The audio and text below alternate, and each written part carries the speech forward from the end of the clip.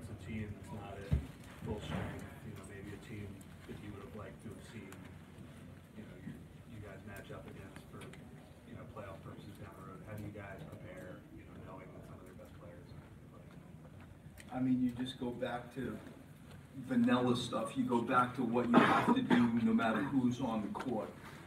Games like this always bother coaches. They are coming in on demand, and we're learning. Like we get that Valanciunas is out, and Kawhi and Ibaka, and maybe there could be others. We'll learn that in time. But in general, I go straight back to things like appropriate fear, respect. It's the NBA, that stuff. When you look at how we have been hurt by this team, is this team turns us over. And, even with the bodies that they still will have left, they are capable of junking up a game and going small ball and taking the turnovers and getting out in open court and parlaying that into, either easy transition basket or open threes. And so this game, to your question of how do you prepare for it, you just go straight back to what matters most, vanilla, no matter who you're playing. These are the things you have to be aware of. And for me, specifically, it goes back to turnovers and transition defense, and they are very much connected. Hey, but when you've had to, over the years, rest guys on the second half of back-to-backs, when you do that, you don't do it very much so, Jack. Like sorry. Yeah, previously, no? Not a ton, but in your mind, do you ever say, what, this may not be best for the fans, or sometimes you want to give the fans the best possible show or the best possible players? Does it enter your mind at all? It does. You feel a responsibility. I've shared that story when I had the responsibility to take Duncan, Kawhi, Manu, Tony, and Danny Green, and our chartered plane had a flat tire, so I'm walking through the Orlando airport. Think of that, with Hall of Famers, Olympians, gold medalists, NBA champions, and I'm walking through the airport to sequester them and bring them back to San Antonio. And you feel, to your point, for the fans, but you also, have the weight of longevity, and it's a $150 million asset, and you want to deliver a team to May and June, and so something's got to give. And our league is very demanding. The NBA is not for everybody, and at some point, this collision of sports science and protection of assets and agents, now coming into this whole thing. I've said many times the days of, Bruce Bowen and Andre Miller playing 380 games or whatever it was in a row is done. That is over. And, tonight, as an example, our fans won't get a chance to see some excellent players, and that's the decision and the fight, internal, external, that we all go through to come up with a very hard decision. Brett, you touched on turnovers before, and with Ben specifically, I think he said 18 turnovers in two games against these guys this year. This is true. Are there any specific things that lead into that you've seen now that you've gone back and watched the film? Playing in a crowd. And is that something specific that the Raptors do different to the league? It's what everybody tries to do to him. They just do it really well, and Kawhi happens to be in that crowd. That's his growth, and he's getting better at it. How would you guard Ben Simmons?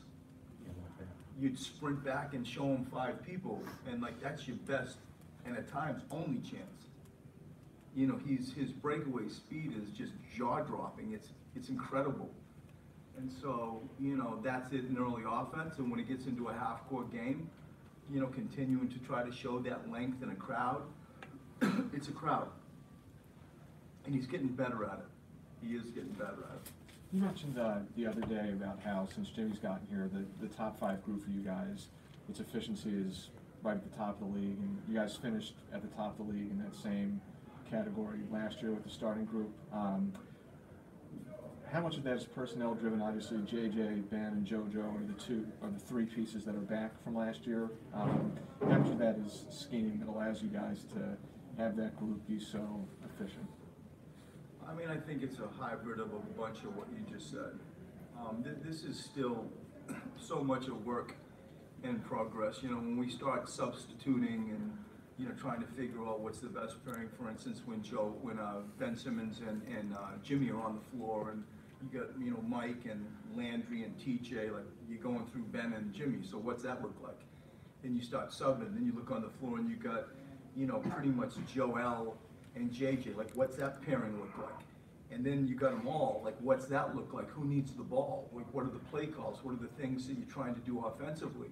And that it is completely still a work in progress. I think that defensively, it's the area I think we're gonna have a chance to make greater leaps and bounds in that area, because right now, after the trade, you know, it's 15, 16 or something. I think we're fourth on offense. And so there's a difference there. This is the area that I think we're gonna take off the quickest. And, you know, starting to help Jimmy sort of understand what we're doing here, what we're trying to do defensively. It's not all vanilla. We feel that we've tried to be progressive and understand what does our sport look like when it matters most in May and June. It's a 5-out sport. The three-point shot is king. How do you do that? You get 7-2. Like, what's that look like? And so the pieces behind, you know, just a normal middle pick and roll or a sideline pick and roll type stuff, we're trying stuff with a very philosophical approach that what's the best look in May and June. And it's a little bit different than what he has been used to. And so this is also a work in progress, but as he's improved, and he really has improved, he's smart and he's good. And so that's the area that I see having the greatest growth. The offense, to your question, I think is a work in progress. The other one's got a greater chance to take off, I think, in a more significant way. To go back to what somebody asked before, then is that a bit of a disappointment then that maybe they don't have everybody here tonight, so you can't, you know, maybe experiment For me, it is. see some stuff on tape to whether, you know, you have an idea You know whether what? it's gonna work or not? For me, it's got nothing to do with tape. We're coming into a really great part of our year. I mean, it's starting to get into a real interesting part in that you're playing against really, really good teams. And it's only December, you know, 22nd, 3rd, 22nd. And it's disappointing for me in that regard, because you want to play against the best. You want to play against the best, and you want to see where you are, and I think our guys were looking forward to it. And we're not going to minimize it to your question at the start. This isn't like, oh, here we go, we're going to go. It's not that at all. We will go on, we will play against a bunch of NBA players that we all know what happens if you're not in the game, if you're not here. We have to be here. That's what interests me tonight, but it does come with a hint of disappointment that you wanted to play against Kawhi and Serge and that. Coach, who's filling in for Wilson tonight in the starting five? Mike Muscala. Mike Muscala. What was the decision behind putting him in that spot? There's more of a consistency to our flow. We talked lots about starting TJ and bringing Ben initially at a 4 for the reasons that the gym is going to be a small ball gym maybe. I think they're going to start the big fella on Joel, like Monroe will come in. Maybe I'm right, maybe I'm wrong, but I think that if transition defense hurts us and they're fast, you know, mightn't we be better off to start with TJ and put Ben at a 4? You could argue that, but you can also argue that spacing, you know, trying to get Joel going early, you know, might hurt that cause. And so it's not black and white. It comes with a lot of thought, and we decided to go with that group for that reason. Can you get into what excites you the most about this time of year? Can you just expand on that a little bit more, your comments, and what you think the team could gain from the stretch coming up? You're talking more about this period of the season? Yeah, just you were saying, this period of the season, what you were just talking about, how this time of year you said. Just all you have to do is look at what happens starting tonight, and you know, we go as a team, we have a gift exchange tomorrow, and then we all fly the following day to play the Boston Celtics in the Boston Garden, and everybody gets our memories of playing them recently, playoffs in the first game, opening night. And then you hit the road with the team and we're all together, and then you jump into the road trip and you see who we're playing over there. But take it a bit further and look at the month of January. And it is real. And it's just the way it should be. We love it. We want this.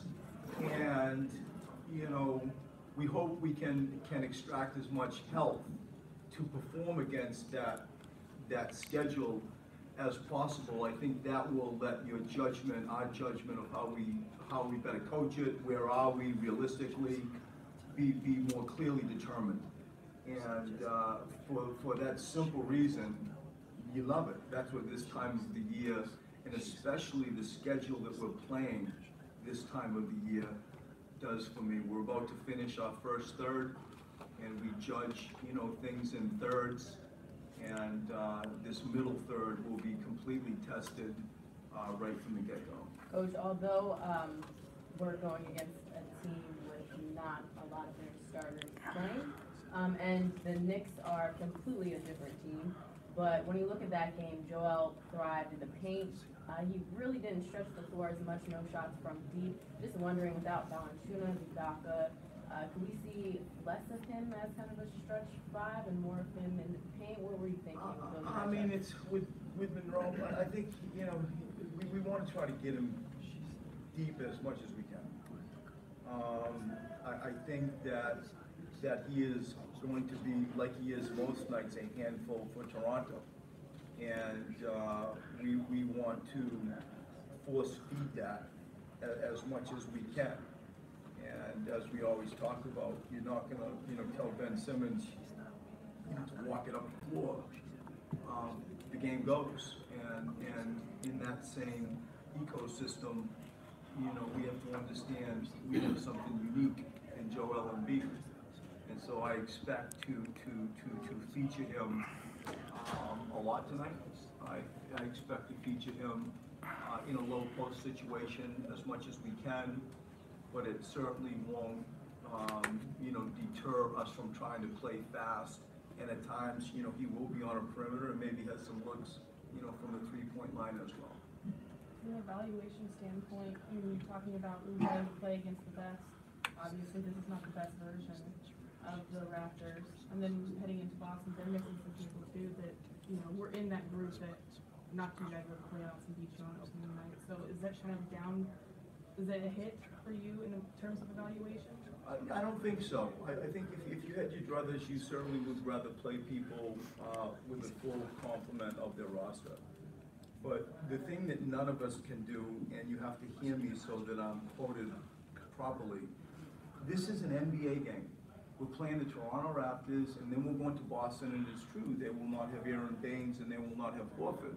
But I still see Kyrie and Hayward and Tatum and Brown, and it's the Boston Garden, it's Christmas, it's all, you know, like it's a big game. And so there is nothing, and I mean this, there is nothing but positives in relation to us competing, us trying to get better at what we do, and making some level of judgment of where we are after that to make sure that our growth and our path that we're on is something that can lead us to, like I keep saying, April, May, and we really, really hope June.